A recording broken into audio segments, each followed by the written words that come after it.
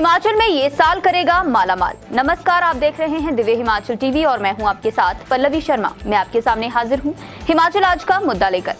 सूबे में सियासत सरगर्म है। आखिर हम चुनावी साल से गुजर रहे हैं तो ये स्वाभाविक है, लेकिन इस मर्तबा बात कुछ और भी है। आसार है कि चुनावों से ठीक पहले हिमाचल पर तोहफों की बरसात के पुख्ता आसार बन रहे हैं। कैसे तोहफों की उम्मीद है, कौन दे रहा है और किस तरफ बढ़ रही है हिमाचल की राजनीति, जानना रोचक है। हिमाचल पर तोहफे बरसाएंगे मोदी। जी हाँ, क्यों कहा? चुनावी वर्ष है। मैंने शुरुआत में आपसे कही थी बात कि चुनावी वर्ष में पूरे प्रदेशों में, बाकी में हम देखते हैं बड़े बड़े पैकेजेस मिल रहे हैं, कोई और चीज़, ऐसे पैकेजेस जहां पे जिनसे ना सिर्फ आर्थिक फायदा होता है बल्कि युवाओं को रोजगार भी मिलता है। हालांकि सरकार कर रही है, आपको पता ही है, कोई एक बल्क ड्रग पार्क हमें मिलने वाला है ना जी, मेडिकल डिवाइस पार्क हमें मिल चुका है। इन सारी चीज़ें, क्या कुछ ऐसा एक और बड़ा मेगा प्रोजेक्ट आ जाए तो उस पर जल्दी से कुछ हो जाए जी। तो अब इस पे सियासत पे चर्चा करें। देखिए जी, सबसे पहली बात ये कि आम आदमी पार्टी को झटके लगने की बात लगातार सामने आ रही है। अब आज वैसा कोई झटका नहीं लगा जैसे पहले लग चुका है, बड़े वाला झटका जब इनके प्रदेश अध्यक्ष चले गए थे।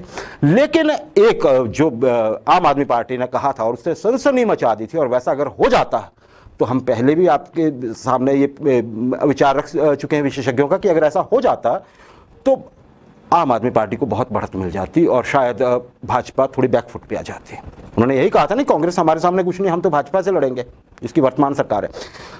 ये हुई बात, ऐसा क्यों हुआ, ये हवा क्यों निकली है आम आदमी पार्टी के दावे की? ये इसलिए हुई है कि नड्डा साहब, वहीं से बात शुरू हो रही है। इतना बड़ा इवेंट है, इलेक्शन ईयर है, तो बड़े नेता आएंगे तो फिर वो हर कहीं उनका रेफरेंस आएगा हमारे कार्यक्रमों में।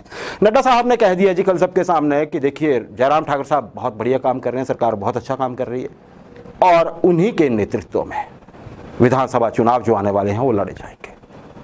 इसका मतलब क्या हुआ जी? सीधा मतलब इसका ये हुआ कि जैसे कहा जा रहा था कि नेतृत्व परिवर्तन होगा, अनुराग ठाकुर साहब को दिल्ली से यहां बिठाया जाएगा जयराम ठाकुर साहब की जगह, तो बात क्रिस्टल क्लियर हो गई है। फिलहाल अगर नड्डा साहब ने वो स्पष्ट कहा है, उस बात पे हम यकीन करें, तो नेतृत्व परिवर्तन नहीं होने जा रहा है। मतलब कि जो आम आदमी पार्टी एक वेटेज, एक बढ़त लेके आगे बढ़ना चाहती थी, उस पर विराम फिर से लग गया है। दूसरी ये भी तय है कि भाजपा की जो रणनीति है उसके तहत, जो हमने आपसे एक बार पहले कहा था कि ये निर्णय लिया गया है केंद्रीय स्तर पर कि मुख्यमंत्री का चेहरा नहीं दिखाया जाएगा, कोई मुख्यमंत्री का चेहरा नहीं होगा प्रदेश में, चेहरा होगा प्रधानमंत्री नरेंद्र मोदी का। लेकिन हिमाचल में इस नियम से भी छूट रहेगी, क्योंकि घोषणा हो गई, राष्ट्रीय अध्यक्ष ने स्वयं कह दिया, तो वो कहाँ, फिर मोदी साहब का चेहरा कहाँ होगा? वो होगा उन राज्यों में जहाँ पे भाजपा को लगता है कि वहाँ पे जो नेता हैं उनको परिवर्तन उनका कर सकते हैं भाजपा, या करना जरूरी है।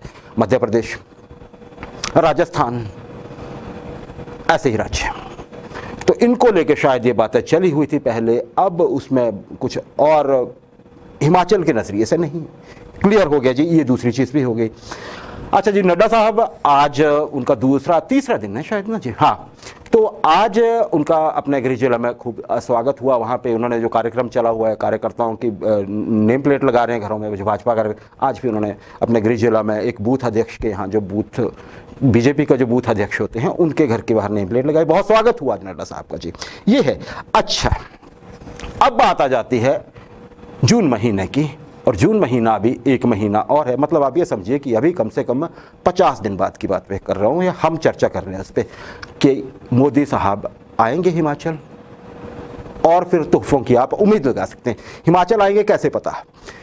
नड्डा साहब जब आए हैं, बतौर राष्ट्रीय अध्यक्ष आए हैं, हिमाचल प्रदेश में चुनाव होने हैं, तो एक कार्य योजना साथ लाए हैं। वो एक तरह से आप इसे ब्लू प्रिंट है पार्टी का, क्या करना है कितना। हम डिटेल में नहीं जाएंगे कि आपको एक एक चीज बताएं, पर इतना बता देते हैं कि उस ब्लूप्रिंट के अनुसार प्रधानमंत्री नरेंद्र मोदी जून महीने में हिमाचल प्रदेश आएंगे, और ये हिमाचल प्रदेश में जो भाजपा का चुनाव अभियान शुरू हुआ है उनका दौरा उसका हिस्सा होगा। अब आप समझ गए होंगे हम क्यों बोल रहे हैं कि मोदी तोहफे बरसा सकते हैं। यही मौका होगा प्रधानमंत्री के पास, क्योंकि एक बार वो आएंगे, माहौल बनाएंगे, फिर शायद चुनाव प्रचार के लिए ही आए। तो चुनाव प्रचार में तो घोषणाएं नहीं होती है ना, वहाँ तो वादे होते हैं। तो अगर घोषणा करनी होगी मोदी साहब को हिमाचल को जीतने के लिए, हिमाचल के लोगों के, जैसे वो कहते हैं हमारा दूसरा घर है उनका, वो हाँ, और इस बहुत लाड भी लगाते हैं हिमाचल से। वो उनको छोटी छोटी डिशेस के नाम पता हैं, उनको छोटी छोटी जगहों के नाम पता हैं, वो एक बहुत सारे चेहरों को पहचानते हैं, उनका नाम ले लेते हैं रैली में। लेकिन वो देते क्या हैं, ये देखने की बात होगी। जून मौका होगा जी, ये बात होगी जी। अच्छा, कांग्रेस, अब कांग्रेस की बात करना बहुत ज़रूरी है, हम सिर्फ भाजपा की बात नहीं कर सकते। बहुत जल्दी कांग्रेस का आज हिमाचल में कौन सा चेहरा होगा जो आगे चलेगा, पहले वीरभद्र सिंह होते थे, अब कौन होगा, बहुत जल्दी ये चीज़ सामने आ सकती है। कैसे? आज एक मीटिंग होने वाली है शाम को दिल्ली में, ऐसा माना जा रहा है।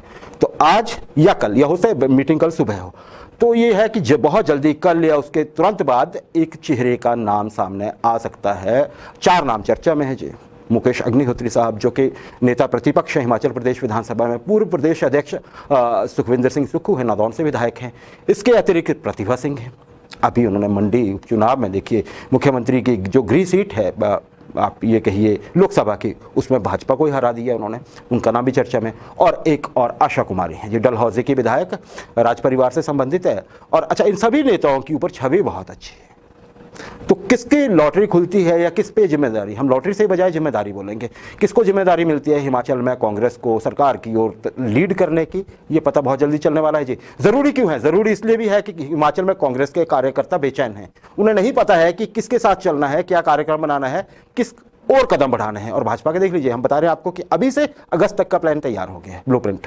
तो कांग्रेस इसमें लेट हो रही है, इसलिए बहुत लाजमी है कि ये जल्दी फैसले लिए जाएं। और आम आदमी पार्टी जी, देखिए जब से इन्होंने अपना अध्यक्ष खोया है, प्रदेश अध्यक्ष, तब से अभी ज़्यादा एक्टिव नहीं है। ट्वीट पे चली हुई हैं अभी बातें, लेकिन ये मत समझिए कि थक के हार के बैठ गई है पार्टी।